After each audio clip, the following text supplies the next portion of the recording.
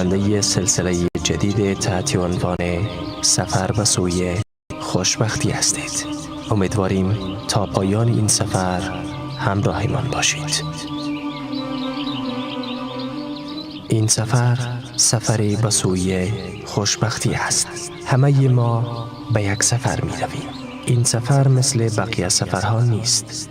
سفر خوشبختی است. سفری که در این سلسله منظور ما هست سفر زندگی است. سفر همه ما در زندگی. این درست است که دنیا سخت و آگنده از مشکلات، دردها و غمها است.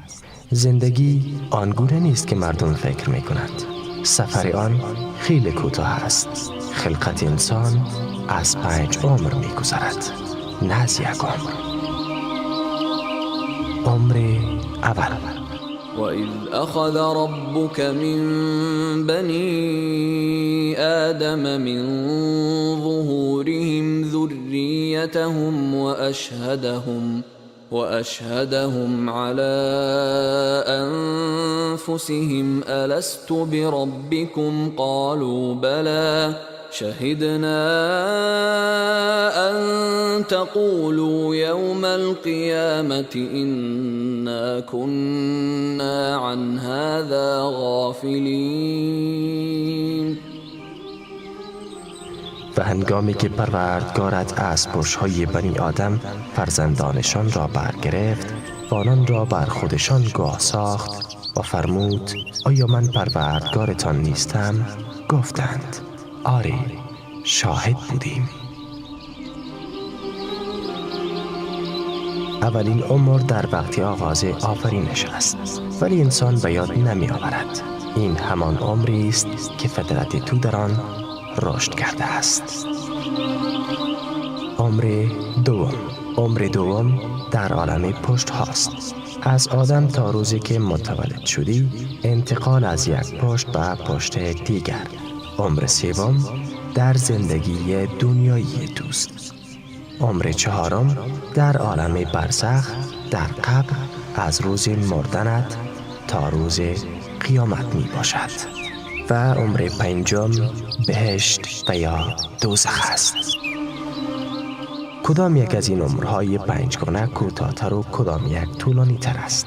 کوتاه‌ترین عمر تو در دنیا است. سفر دنیا خیلی کوتاه است و طولانی ترین عمر بهشت است انشاءالله. وَإِنَّ الدَّارَ الْآخِرَةَ لَهِيَ الْحَيَوَانُ لَوْ كَانُوا يَعْلَمُونَ. و البته اگر می دانستند سرای آن جهان همان زندگانی راستی است. روایت شده است که رسول الله صلی الله علیه و سلم از ابوذر پرسید اگر بخواهی به مسافرت بروی مقدمات آن را فراهم می کنی؟ گفت بله. فرمود برای سفر قیامت چگونه آماده می شوی؟ آیا می خواهی تو را از آنچه در آن روز به تو نفع می رساند با خبر سازم؟ گفت آری، پدر و مادرم فدایت یا رسول الله. فرمود یک روز بسیار گرم برای روز حشر روزه بگیر. 2 رکعت در تاریکی شب برای تنهایی قبر نماز بخوان. 1 حج برای کارهای سخت انجام بده. به مسکین صدقه بده. کلمه حق را بر زبان بار یا از گفتن کلمه شر امتناع کن. آری عزیزان، دنیا خیلی ناچیز است. از دور و بالا به دنیا نگاه کن تا سفر با تمام رنج‌ها و سختی‌هایش برایت آسان شود. دنیا نزد الله متعال ارزش یک بال بشر را ندارد. سهم تو از این بال بشر چقدر است؟ الذي خلق الموت والحياة ليبلوكم أيكم أحسن عملا وهو العزيز الغفور. کسی که مرگ و زندگی را آفرید تا شما را بیازماید که کدام یک از شما نیکوکارتر است و او پیروزمندی آمرزگار است. وقتی دنیا را با حقیقت و حجم واقعیش می‌بینی، در نظرت کوچک می‌شود و تمام سختی‌هایش برایت آسان می‌گردد. از انس رضی الله تعالی عنه روایت شده است که گفت: شتر رسول الله صلی الله علیه و سلم اتبانان داشت و هیچ شتری از آن جلو نمیزد. یک اعرابی سوار بر شتر آمد و از آن سبقت گرفت. این کار بر مسلمانان گران آمد. پیامبر صلی الله علیه و سلم فرمود: شما را چه شده است؟ گفتند: از شتر شما سبقت گرفته است. فرمود: حقی بر الله است که چیزی از دنیا بالا نرود مگر اینکه آن را پایین برآورد. آری دوستان، این حقیقت اول است که از آغاز سلسله باید روی آن اتفاق کنیم. حقیقت دوم، همه ما دنبال خوشبختی هستیم. هدفی که انسان در طول تاریخ از زمانی که الله او را خلق کرده و دنبالش است. هزار آرزو می کند و هدفش این است که می خواهم خوشبخت باشم. تمام تصمیمات انسان در دنیا به خاطر جستجوی خوشبختی است. پول کاغذی بیش نیست که با آن دنبال خوشبختی هستی. عشق، کار و فرزندان، انسان در هر سو به دنبال سعادت می تازد. ولی با تأسف خوشبختی کامل و مداوم در دنیا نیست. کامل نیست چرا که همیشه مشکلات وجود دارد و مداوم نیست چون به یک وضعیت نمیماند. پس خوشبختی کامل و مداوم بدون مشکلات کجاست؟ فقط در بهشت است. بزرگترین و کاملترین کلمه خوشبختی در دلها و عقلهای ما بهشت است. خوشبختی شاید برای بعضی ها خیلی دور جلوه کند یا کلمه محال باشد، ولی برای مردان و زنان مؤمن یک قدم فاصله دارد وقتی از دنیا به آخرت منتقل شوند. والذین آمنوا وعملوا الصالحات سندخلهم جنات تجري من تحتها الأنهار خالدين فيها أبدا لهم فيها أزواج مطهرة وندخلهم ظلا ظليلا. و کسانی که ایمان آورده اند و کارهای شایسته کرده اند، سود است که آنان را به باغ‌های درآوریم که زیر درختان آن جویبارهای روان است که همیشه در آنجا جاویدانه اند. آنان در آنجا همسران پاکیزه دارند و آنان را به سایه آرام بخش درآوریم. وعد الله المؤمنين والمؤمنات جنات تجري من تحتها الأنهار خالدين فيها ومساكن طيبة في جنات عدن ورضوان من الله أكبر ذلك هو الفوز العظیم. الله متعال به مردان و زنان مؤمن باغ‌هایی را وعده داده است که از زیر درختان آن جویبارها روان است که در آنجا جاویدانه اند و نیز سراهای پاک در بهشت‌های جاویدان و خوشنودی الله بسا بزرگتر است. این است کامیابی بزرگ. یک وعده یقینی از پروردگار. از ابن مسعود رضی الله تعالی عنه روایت شده است که گفت: رسول الله صلی الله علیه و سلم فرمودند: الجنة اقرب الى احدكم من شراک نعله. بهشت از بند کفشتان به شما نزدیکتر است، یک قدم. سفر ما به بهشت یقینی است و هرگز تردید در آن برای مؤمن وجود ندارد. ایستگاهی که انسان را به مقصد میرساند. همه‌اش خوشبختی است. این حقیقت دوم است. سفر تو به سوی خوشبختی مثل کشتی است که از بندر حرکت می کند. می بینی دورتر و دورتر می شود تا جایی که خشکی را نمی بینی. دریا پایان ناپذیر، شب و روز، امواج و طوفان ها. دنیا این گونه است. سپس ناگهان ساحل از دور نمایان می شود و کشتی به ساحل نزدیک می گردد و مناظر بیشتر دیده می شود. خوشبخت‌ترین و شیرین‌ترین چیز در سفر دریایی لحظه نزدیک شدن به ساحل است که از دور آن را می بینی و نورهایش را مشاهده می کنی. دریانوردان می گویند این شیرین‌ترین لحظه است که با آن خستگی سفر آسان می شود. بله، بهشت این گونه است. اگر یک دوربین با تو باشد که قبل از دیگران ساحل را ببینی، بیشتر خوشبخت می شوی.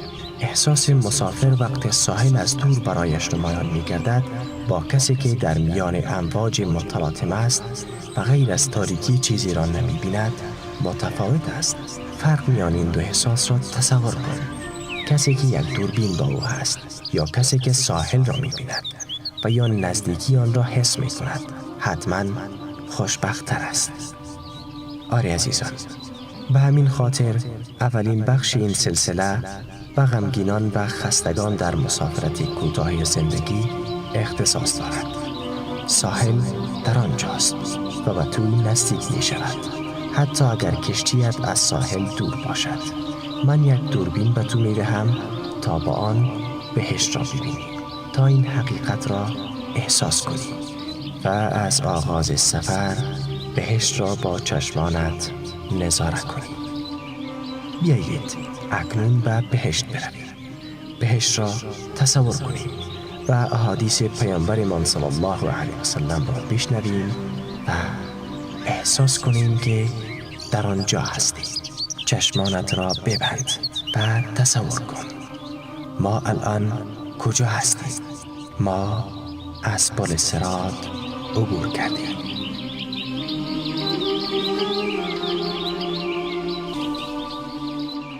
از ابو سعید خدری رضی الله تعالی عنه روایت شده است که پیامبر صلی الله علیه و سلم فرمود: صراط بر روی دو طرف جهنم زده می شود. مؤمنان از آن عبور می کنند.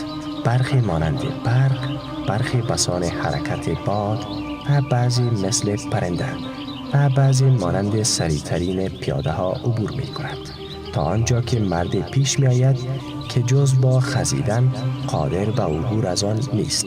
در کنار صراط قلاب‌های آویزان هستند که مأمور گرفتن اشخاصی هستند که با آنها امر شده و بر اثر چنگک‌های آنها بدن بعضی خراشیده می شود، اما می گذرند و نجات می یابند و بعضی نیز به دوزخ پرتاب می شوند و در آتش می افتند.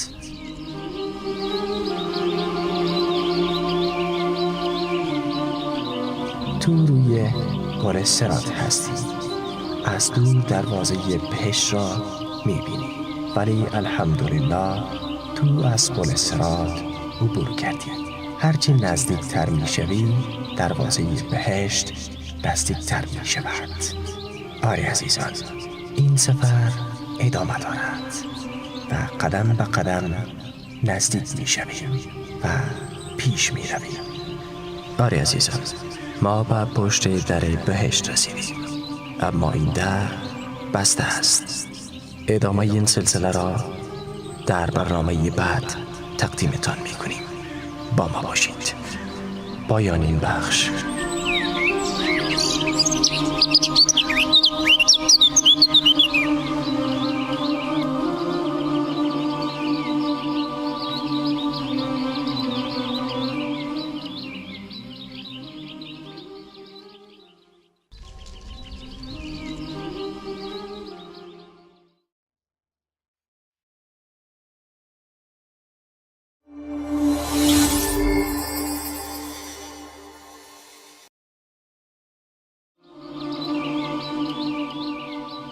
اینک توجه فرمایید به ادامه سفر به سوی خوشبختی. در برنامه گذشته از پل صراط عبور کردیم و به جلوه دروازه بهشت رسیدیم و ما الان جلوه دروازه بهشت هستیم، ولی در بسته است. مردم را جلوه در می‌بینی. بعضی از مردم نزدیک است از خوشحالی پرواز کنند. ببین قرآن چگونه این خوشحالی را توصیف می‌کند.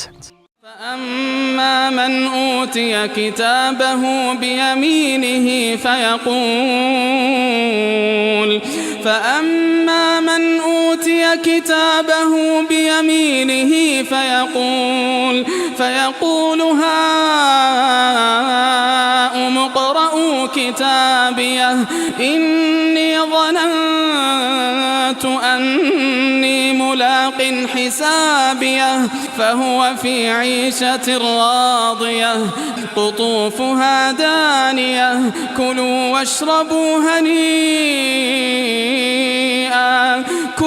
واشربوا هنيئا بما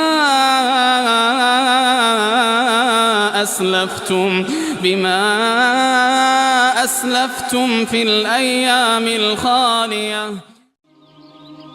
پس اما کسی که کارنامه‌اش به دست راست او داده شود میگوید بگیرید کارنامه ام را بخوانید، من یقین داشتم که من به حسابم خواهم رسید. پس او در زندگانی پسندیده خواهد بود در بهشت برین که میوه‌اش قابل دسترس است و پاداش آنچه در روزگاران گذشته پیش فرستاده اید گوارا بخورید و بیاشامید.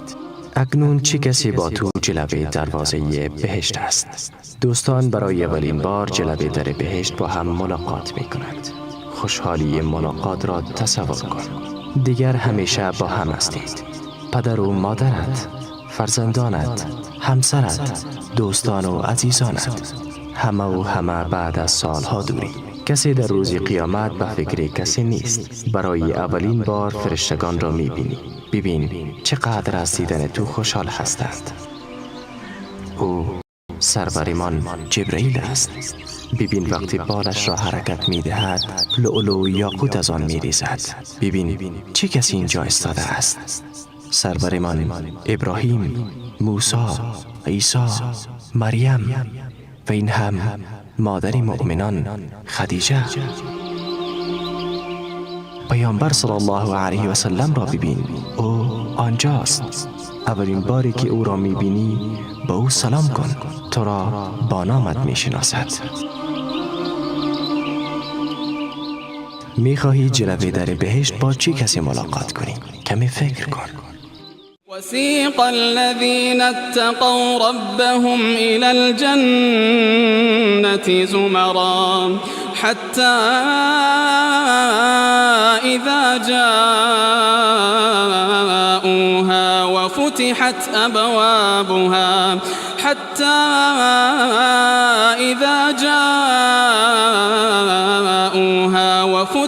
أبوابها وقال لهم خزنتها سلام عليكم طبتم فادخلوها خالدين.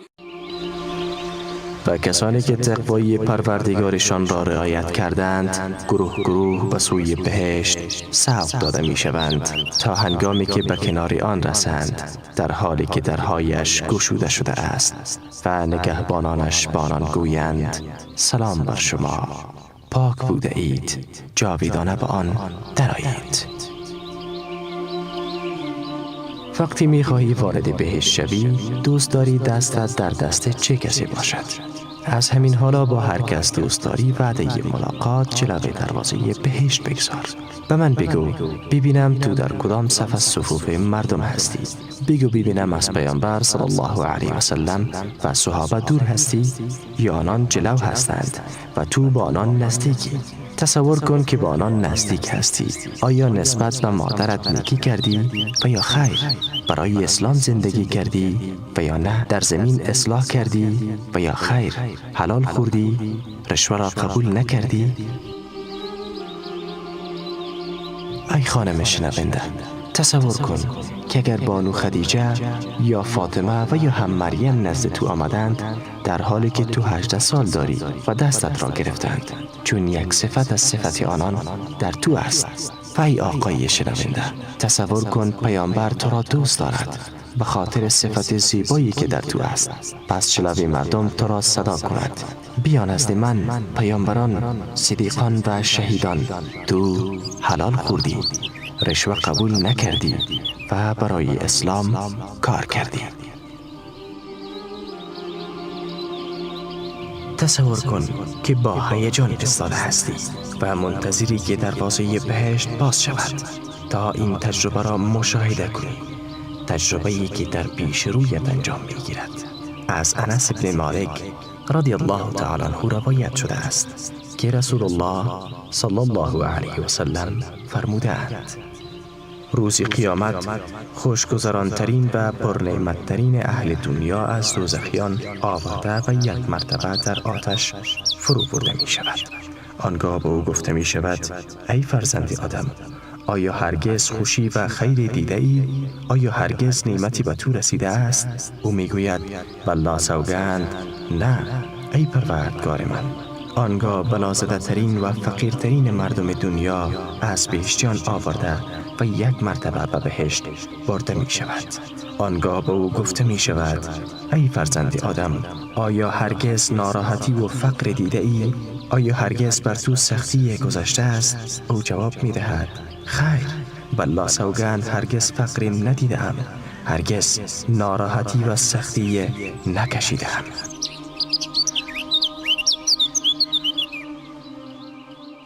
این دلیل آن دو حقیقت است. آری عزیزان، یک بار مراسم استقبال پیش دروازه بهشت را تصور کن. وسیق الذين اتقوا ربهم إلى الجنة زمرا حتى إذا جاءوها وفتحت أبوابها وقال لهم خزنتها سلام عليكم. و کسانی که از پروردگارشان پروا داشته‌اند و تقوا داشته‌اند گروه گروه و سوی بهشت سوق داده می شوند تا هنگامی که به آن رسند، در حالی که درهایش گشوده شده است و نگهبانانش به آنان گویند: سلام بر شما باد. جشن استقبال در دنیا پر از نور، هیجان، خوشحالی و سرور است. نظرت در مورد جشن استقبال آخرت چیست؟ چه کسانی از تو استقبال می کنند؟ استقبال کنندگان فرشتگان الهی‌اند. موضوع مهم قبل از ورود به بهشت. ونزعنا ما في صدورهم من غل إخوانا على سرر متقابلين. کینه ای را که در سینه های آنان است بیرون کشیم. برادرانه بر تخت ها روبروی هم نشستند. از امروز محبت ضرب در محبت است. نه بغضی وجود دارد، نه کینه، نه حسد، نه غیبت، نه هم سخنچینی. کسی تو را با کلمه جریحه‌دار نمی کند، حتی با یک اشاره چشم.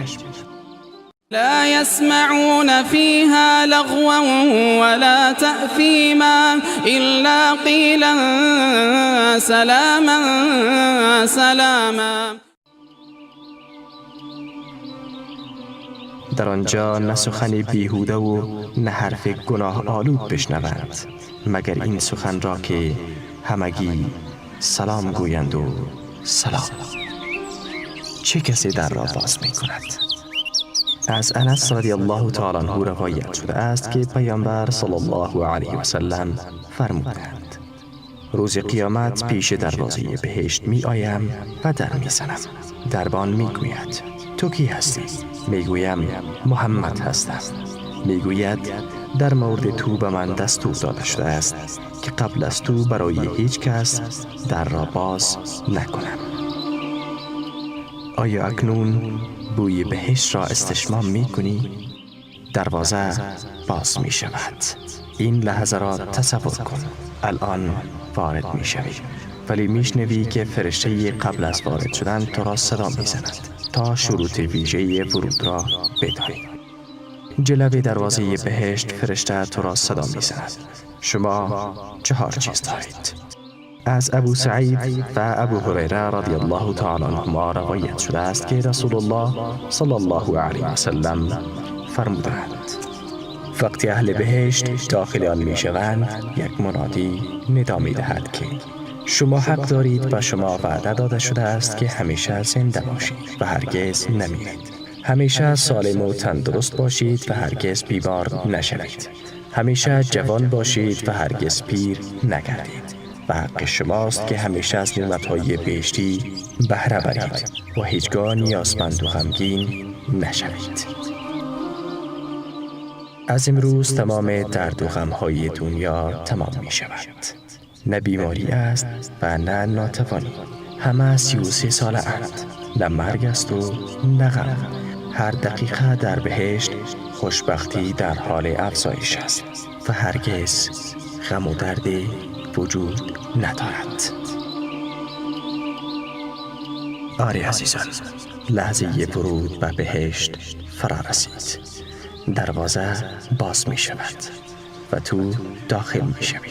اولین گامت را به داخل بهشت میگذاری. اولین کارت در بهشت چی هست؟ اینکه اولین کار بعد از ورود به بهشت چی است در قسمت بعدی بیان می گردد. پایان این بخش.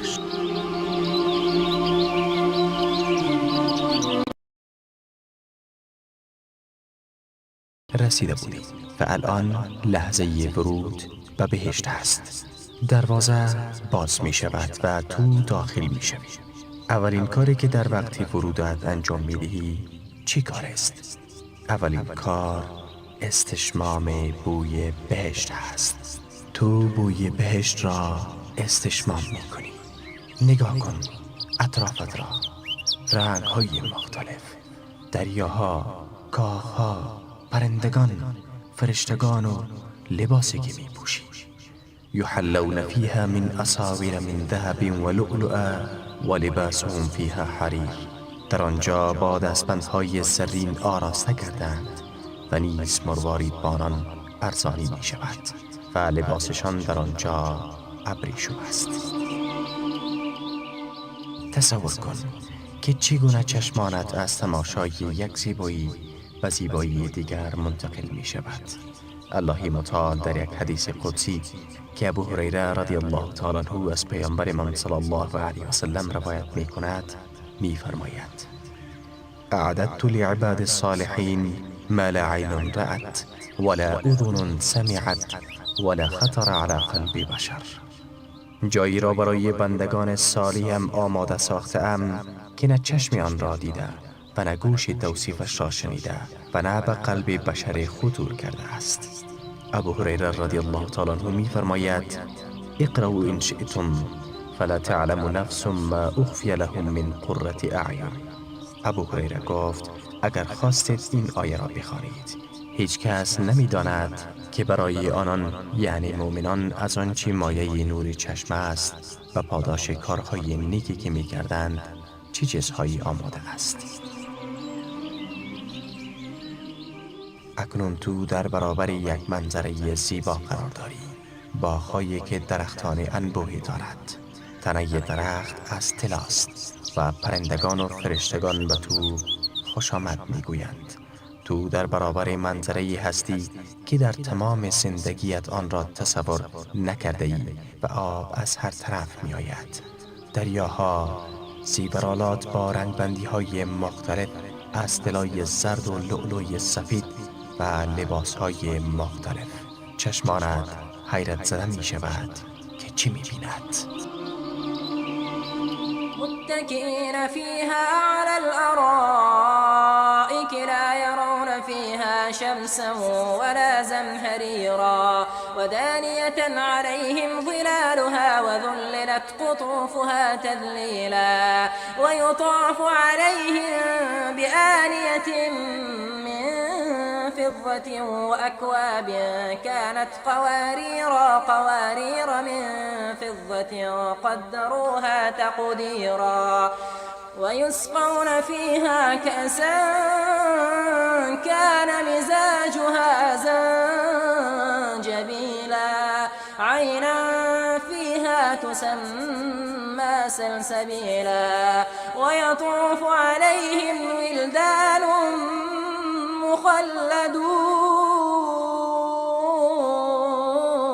مخلدون إذا رأيتهم حسبتهم لؤلؤا منثورا وإذا رأيت ثم رأيت نعيما وملكا كبيرا عاليهم ثياب سندس خضر واستبرق وحلوا أساور من فضة وسقاهم ربهم شرابا طهورا إن هذا كان لكم جزاء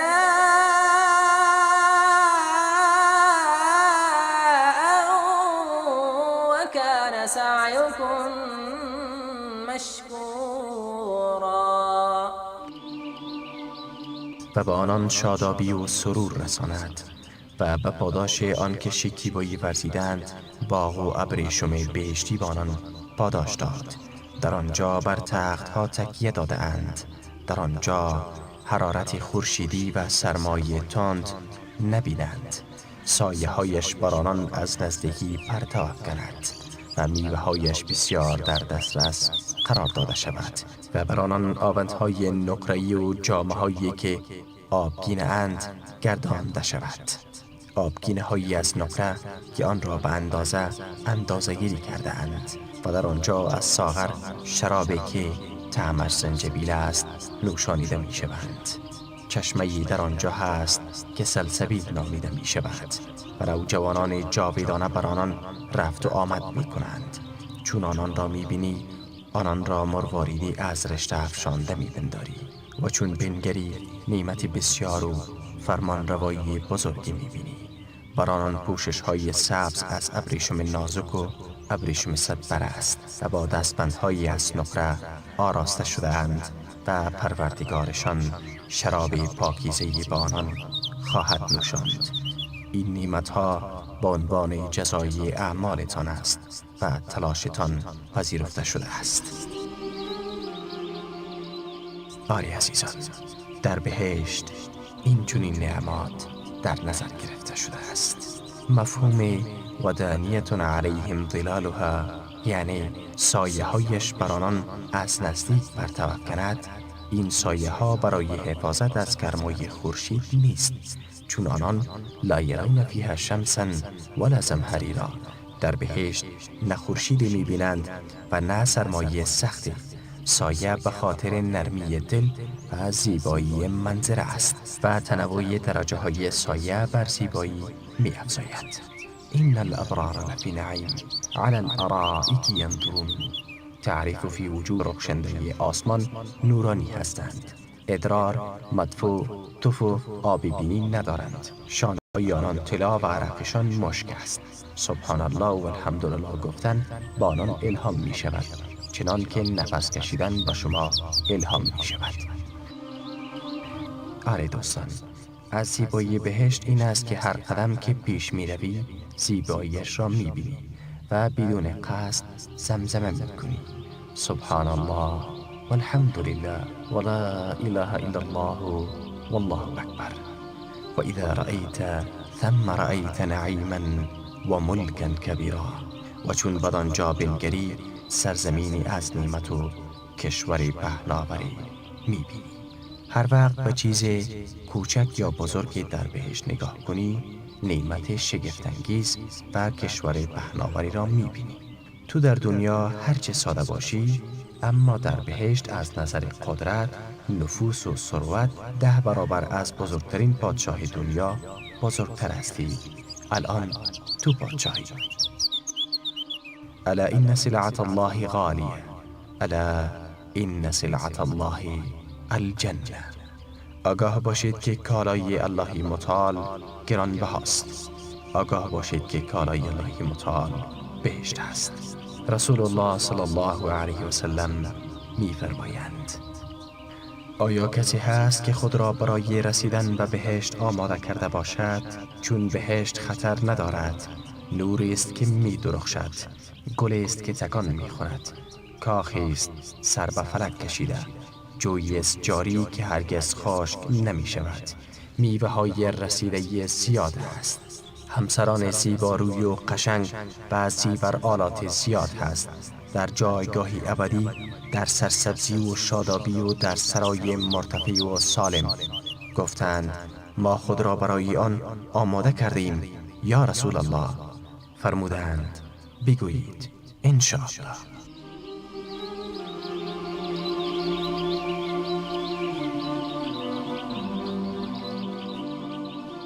باری عزیزان، ما داخل بهشت هستیم. به من بگویید اولین کاری را که انجام می دهید چیست؟ اکنون برای نخستین بار به منزلت در بهشت خواهی رفت. ناگهان به خانه‌ات می رسی. جویها از زیر درختان آن در باغ‌های بهشت جاری است. سلیمان به بلقیس گفت انه صرح ممرد من قواریر. این قصر ساده و درخشان و ساخته شده از آبگینه هاست. تصورت در مورد بهشت چیست؟ الله در مورد بهشت می فرماید تجری من تحتها الانهار. از زیر آن جویباران روان است، یعنی از زیر کاخهای بهشت. تجری من تحتهم الانهار. از زیر آنان نهرها روان است، یعنی از فرودستی آنان. گویا نمایشگاه شگفتی های دریاها و ماهی‌ها است. پیامبر صلی الله علیه و سلم شکل خانه‌ات را برایت توصیف می کند. یاران گفتند ساختمان بهشت را برای من توصیف کن. فرمود خشتی از طلا و خشتی از نقره است. ملات آن مشک بسیار خوشبو، سنگریزه های آن لؤلؤ و یاقوت و خاکش زعفران است. مسافت بسیار اندک یکی از شما یا جای پای در بهشت بهتر است از دنیا بانچی در دنیا است. 1 متر مربع در بهشت از تمام دنیا بهتر است. اگر فقط 1 متر در بهشت داشته باشی برایت بهتر و زیباتر از همه چیز است. قیمت 1 متر مربع در دنیا چقدر است؟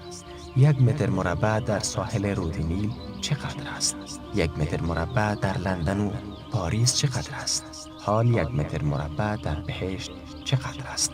باور کن خیلی ساده به دست می آید. 1 متر مربع در بهشت در مقابل 1 سبحان الله، 1 الحمدلله، 1 ذکر، 1 دعا، 1 کار نیک، 1 خدمت به پدر و مادرت است.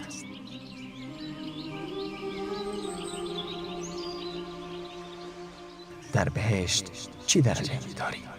از عباده بن صامت روایت شده است که رسول الله صلی الله علیه و سلم فرمودند بهشت 100 درجه است که فاصله بین هر دو درجه به اندازه فاصله آسمان و زمین است و بهشت فردوس بالاترین درجه آن است و نهرهای 4 گانه بهشت از آن سرچشمه میگیرند و بالای آن عرش است.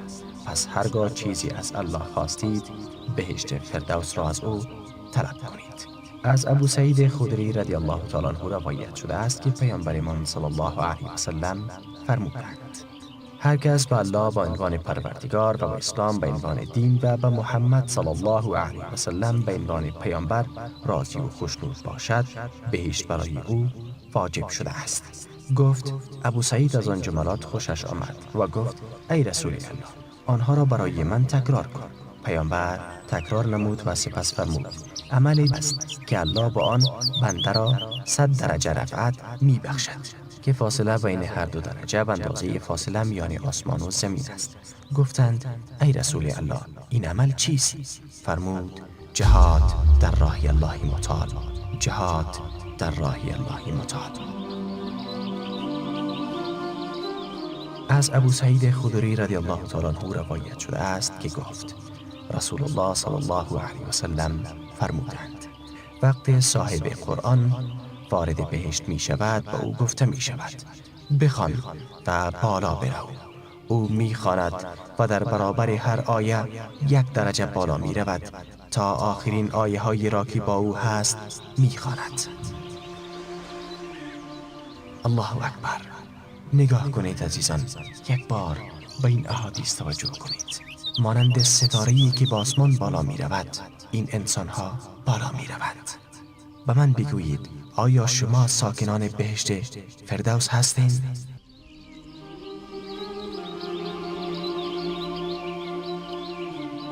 از معاذ بن جبل رضی الله تعالی عنه روایت شده است که گفت شنیدم رسول الله صلی الله علیه و سلم می‌فرماید بهشت 100 درجه است که فاصله هر درجه با درجه دیگر به اندازه فاصله بین زمین و آسمان می باشد و بالاترین بهشت فردوس است. بهترین بهشت فردوس است. عرش الله بر روی فردوس قرار دارد و نهرهای بهشت از آنجا سرچشمه می گیرند. پس هرگاه چیزی از الله خواستید بهشت فردوس را بخواهید.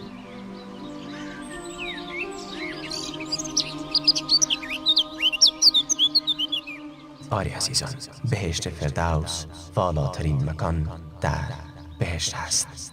پس بیایید همه ایمان از الله متعال بخواهیم که بهشت فردوس را نصیب من بکند و توفیق او اعمال را برای من بدهد که ما را به بهشت فردوس میرساند.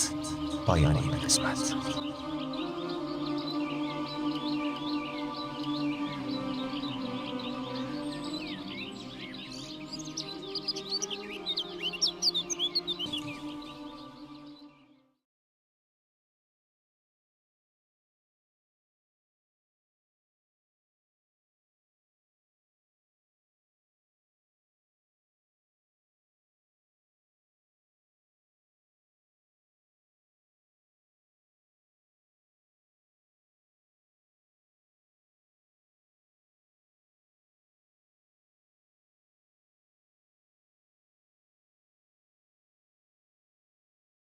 اینک توجه کنید به سلسله سفر و سوی خوشبختی. عنوان برنامه کنونی ما بعضی ها می گویند آیا در بهشت خسته می شویم؟ می باشد. شنونده باشید. بعضی ها می گویند آیا در بهشت خسته می شویم؟ اعوذ بالله من الشیطان الرجیم. بسم الله الرحمن الرحیم. إن أصحاب الجنة اليوم في شغل فاكهون هم وأزواجهم في ظلال على الأرائك متكئون. بهشتیان امروز به کاری مشغولند و شادمانند. آنان و همسرانشان در سایه های بر تخت ها تکیه زده‌اند. إن الذين آمنوا وعملوا الصالحات كانت لهم جنات الفردوس نزلا خالدین فیها لا یبغون عنها حولا. براستی آنانی که ایمان آورده اند و کارهای شایسته انجام داده اند جایگاه پذیراییشان باغ‌های فردوس است. در آنجا جاودانه اند، از آنجا تغییر و تحول نجویند. خوشبختی حقیقی همان بهشت است.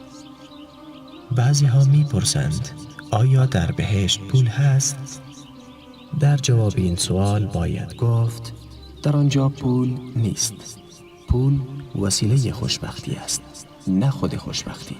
پول یک تکه کاغذ است که آن را از وسیله نمی توانی تبدیل به هدف کنی. پول وسیله برای خرید چیزهایی است که خوشبختی را برایت مهیا می سازد. ولی تو در خوشبختی و سعادتی هستی که به آن نیاز نداری. انسان در دنیا از چیزهای نادر و کمیاب لذت می‌برد و نمی‌داند چه کار کند که همیشه برایش باقی بماند و اگر به کثرت وجود داشته باشند از آنها دل سرد می‌شود. اما در بهشت چیز نادر و کمیابی وجود ندارد. هر چیز در برابرت هست. تنوع زیاد لذت‌ها تا بی‌نهایت تو را بر آن می‌دارد که خسته و دل سرد نشوی. در آنجا ندرت و کمبود وجود ندارد. همه چیز پیش رویت است. ولی این تنوع زیاد پایان ناپذیر تو را بر آن می‌دارد که همواره بدون انقطاع لذت ببری. این حقیقت خوشبختی است. همه اینها به خاطر تو است ای انسان. در مقابل مسافرت کوتاهی که 60 سال است، در این مسافرت بر سختی ها و از دست دادن دوستان صبر کن تا نعمت ابدی را به دست آوری.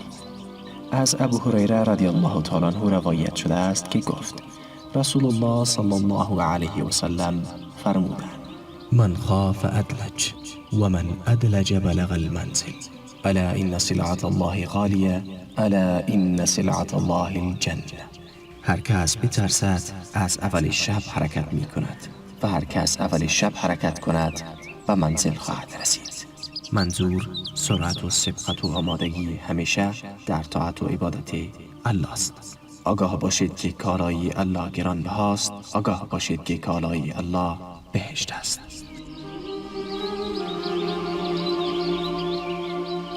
آیا کسی هست که آستین‌هایش را برای رسیدن به بهشت بالا زند؟ دنیا آسان است و خوشبختی کامل بهشت است. پس آمادگیت را از همین حالا بگیر. پیامبر صلی الله علیه و سلم زندگی را با بهشت اصلاح کرد. مشکلات دنیا را با اندیشه بهشت معالجه نمود. تمام عرصه های دنیا نیاز به اصلاح دارد که پیامبر صلی الله علیه و سلم با تشویق به بهشت آنها را اصلاح کرد. ببین چگونه پیامبر صلی الله علیه و سلم مسائل امت را از طریق بهشت اصلاح کرد. 1. مسئله نیکی به پدر و مادر. با یادآوری بهشت آن را معالجه کرد. و رغم انف رجل ادرک عنده ابواه الكبر فلم یدخله الجنه. دور باد کسی که پدر و مادرش نزد او به پیری برسند و آن دو او را وارد بهشت نکنند. 2. علم و فراگیری آن. مشکلات پدران با فرزندان تنبلشان، مشکلات فرزندان در تنفر از تحصیل را پیامبر صلی الله علیه و سلم با بهشت حل کرد. حدیث پیامبر صلی الله علیه و سلم است که می‌فرمایند من سلک طریقا یبتغی فیه علما سهل الله له طریقا الی الجنه.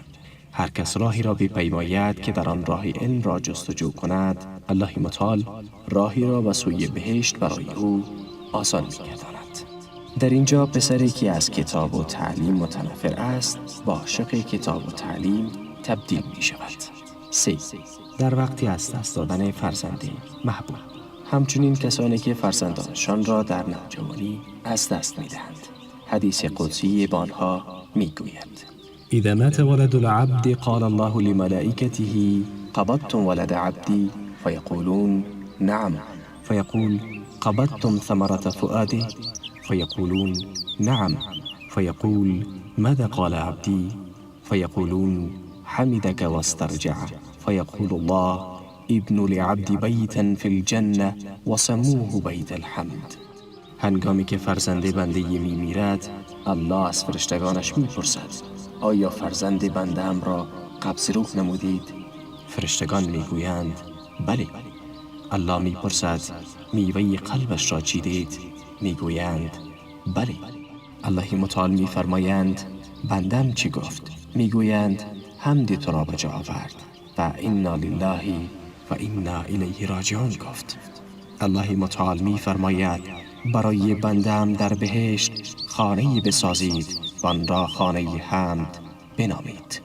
چیزی آتش جدایی فرزند نزد پدر و مادر را خاموش نمی کند مگر شیرینی ملاقات در بهشت، در خانه‌ای که الله متعال آن را خانه حمد نامیده است. همچنین به پدران و مادرانی که فرزندانشان قبل از سن بلوغ مرده اند بهشت تعلق می گیرد. حدیث شریف می فرماید فرزندان مسلمانان که قبل از سن بلوغ مرده اند در روز قیامت آورده می شوند. الله متعال با آنان می فرماید بروید وارد بهشت شوید.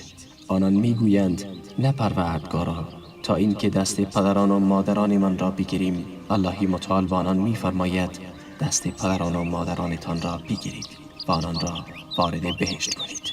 4. کسی که بیناییش را از دست بدهد الله او را با بهشت به صبر دعوت می کند. پیامبر صلی الله علیه و سلم می فرمایند الله تعالی می فرماید اذا ابتلیت عبدی بحبیبتیه فصبر عوضته منهما الجنه. وقتی بندم را به دو محبوبش مبتلا کنم یعنی به دو چشمش و صبر کند در برابر آن دو بهشت را به او می دهم. هر عوضی که به او بدهی آنچه از دست داده است را به او بر نمی گرداند. ولی یک نگاه به نعمت جنت آن را به او برمیگرداند.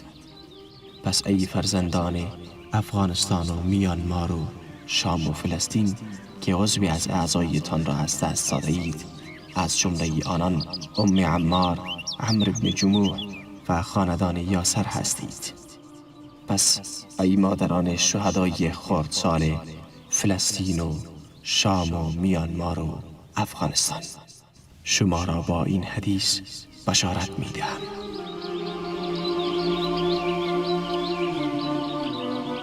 5.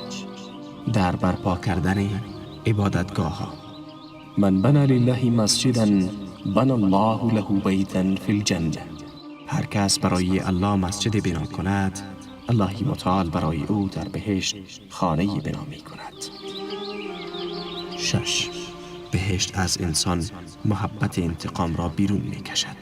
کسی که به ظلم و ستم زندانی یا دستگیر شده است، وقتی خارج می شود و چیزی جز انتقام نمی اندیشد. بهشت این کینه را بیرون می کشد. یک لحظه که در بهشت باشی، بعد از آن می گویی هرگز رنج ندیدم. 7. آنهایی که در عزت و نعمت هستند، وقتی خار می شوند و دنیایشان تغییر می کند. رب ابن لی عندک بیتا فی الجنه. پروردگارا برای من خانه نزد خود در بهشت بساز. 8. تو را به عیادت بیمار تشویق می کند تا یک بار سنگین نباشی. عید المرید فی مخرفة الجنه حتی ینصرف. عیادت کننده بیمار در میان درختان انبوه بهشت است تا زمانی که باز می گردد. 9. حتی نرمی با حیوانات. مردی به خاطر آب دادن به یک سگ وارد بهشت شد. 10. در وقت مختل شدن میزانهای قدرت در میان اسلام و دشمنانش، وقتی دلهای ما پر از ترس و وحشت می شود، بهشت ضروری است. در بعد مسلمانان پا برهنه و کافران سواره بودند. مسلمانان کم و کفار زیاد بودند و آنها ضعیف و کفار قوی بودند. چیزی باید وجود می داشت که معیارها را تغییر می داد و آن این سخن است: برخیزید به سوی بهشتی که پهنایش آسمان ها و زمین است. وقتی غزوه بدر نزدیک شد و دو گروه با هم روبرو شدند، رسول الله صلی الله علیه و سلم در میان مردم برخاست و آنان را موعظه کرد و پاداشی را که در صبر و پایداری برای آنان قرار دارد یادآور شد، از جمله نصرت و پیروزی سریع در دنیا و ثواب آینده الله، و به آنان خبر داد که الله برای کسی که در راهش شهید شود بهشت را واجب کرده است. عمیر ابن حمام برخاست و گفت: یا رسول الله، بهشتی که پهنایش آسمان ها و زمین است؟ فرمود: بله. گفت: به به یا رسول الله. فرمود: چرا گفتی به به؟ گفت: نه بالله قسم ای رسول الله، ولی با امید این که از اهل بهشت باشم. فرمود: تو از اهل بهشت هستی. او چند خرمایی که از کیسه‌اش بیرون آورد و شروع کرد به خوردن آنها. سپس گفت: اگر زنده بمانم که این خرماها را تمام کنم، این یک زندگی طولانی است. او آنها را دور انداخت و جنگید تا کشته شد. او اولین شهید بود. 11. این با دشمنان قبل از جنگ بود، ولی چند ثانیه بعد از جنگ چگونه آنان را اکرام می‌کنی؟ رحم و شفقت با اسیران. تمام قطعنامه‌های حقوق بشر در حمایت اسیران شکسته می شود، ولی این آیه را گوش کن: و یطعمون الطعام علی حبه مسکینا و یتیما و اسیرا. و خوراک را برغم دوست داشتنش به بینوا و یتیم و اسیر می بخشند. چرا این آیه در سوره انسان درباره بهشت صحبت می کند؟ چه ارتباطی دارد؟ امکان ندارد قلب خانواده ها در برابر گنجینه های دنیا نسبت به اسیر مهر بورزد، و ویژه اگر محبوب ترین افراد نزدشان کشته شده باشند. این امکان ندارد مگر با یادآوری نعمت‌های بهشتی که برای او آفریده شده. به این جهت این آیه در سوره انسان آمده است. 12. کسی که چیزی را برای الله رها کند عوض آن بهشت است، مانند فرو بردن خشم. الله متعال او را در میان تعداد زیادی از حور عین مختار می کند که هر کدام را که می خواهد انتخاب کند. ای خالق، به اطرافیانت رحم و شفقت کن و ای مرد به همسرت رحم کن، در برابرش بهشت از آن توست.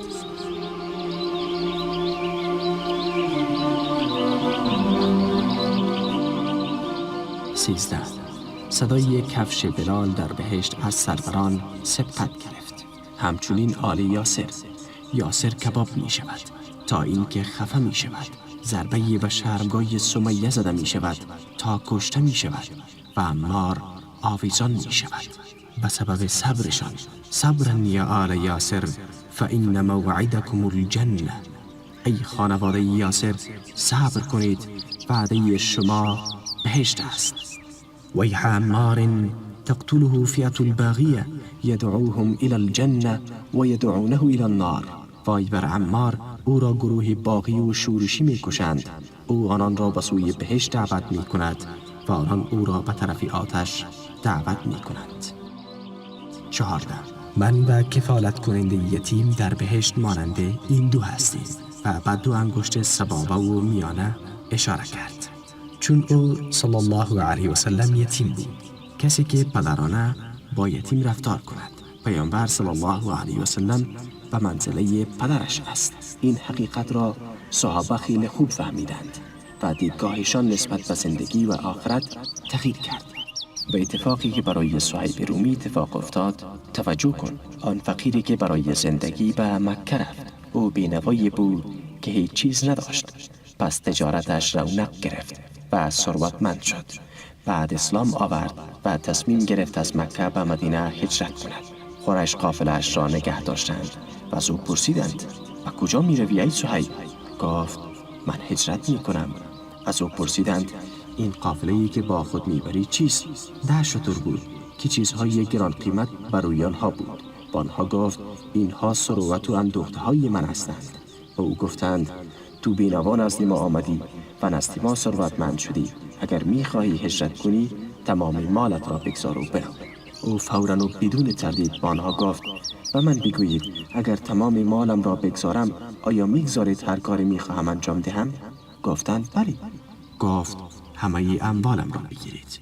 در یک لحظه تصمیم گرفت. چه کسی به او این توانایی را داد که این تصمیم مهم را بگیرد؟ آن قدرت عظیمی که او را بران داشت که این مبارزه طلبی را بپذیرد و تمام ثروتش را در راه هجرت به مدینه فنا کند چیست؟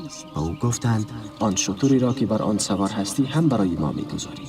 گفت: این شتر را که سوارم هم بگیرید. گفتند: عبایی را هم که به تن داری.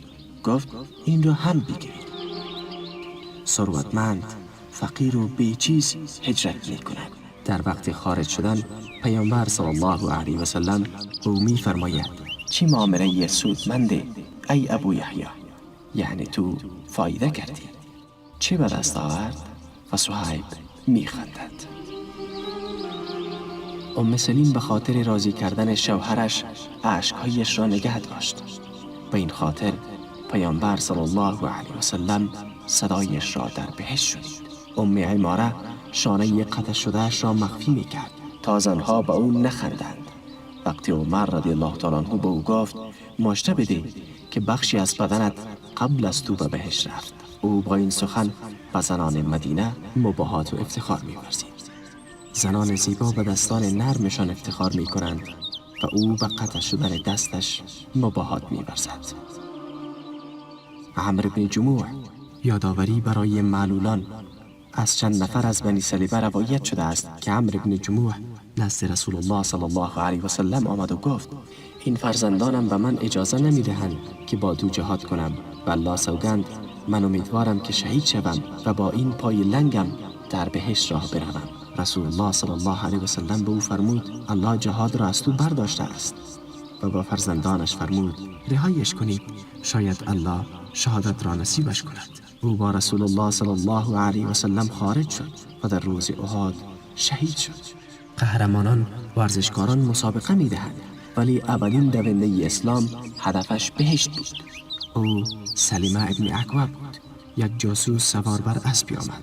پیامبر صلی الله علیه و سلم فرمود چه کسی این مرد را میگیرد و در مقابل بهشت از او باشد. مرد روی شتر جوان حرکت کرد و مرد روی شتر بزرگساله و من پیاده حرکت کردم. بر سرعتم افزودم تا از کسی که سوار شتر بزرگسال بود سبقت کردم. سپس سرعتم را زیادتر کردم تا از کسی که سوار شتر جوان بود سبقت گرفتم. سپس به آن مرد رسیدم. داستان حرام ابن ملحان. صحابی ابن ملحان نزد پادشاه یمن رفت تا او را به اسلام دعوت کند. فرض بر این است که سفیران به سوی پادشاهان احساس امان کنند. در وقت صحبت کردن با پادشاه، شاه به یکی از نگهبانانش اشاره کرد. او نیزه به سوی ابن ملحان پرتاب کرد که پشتش را شکافت. او فریاد زد و پروردگار کعبه سوگند کامیاب شدم. او چیز بر دست آورد؟ آیا این نور را دیدی؟ آیا عینک بزرگ کننده یکس ها را دیدی؟ آیا بهشت را دیدی؟ بهشت به تو نزدیک شد. حقیقت دنیا را شناختی. آری عزیزان، دنیا همین گونه است. نعمتهایش محدود، لذتهایش اندک و خوشیهایش کوتاه. آنچه که کامل و تمام ناشدنی و فراوان است او در بهشت است. پس از الله متعال می خواهیم که ما را وارد بهشت گرداند و در کنار هم قرار دهد. پایان این بخش.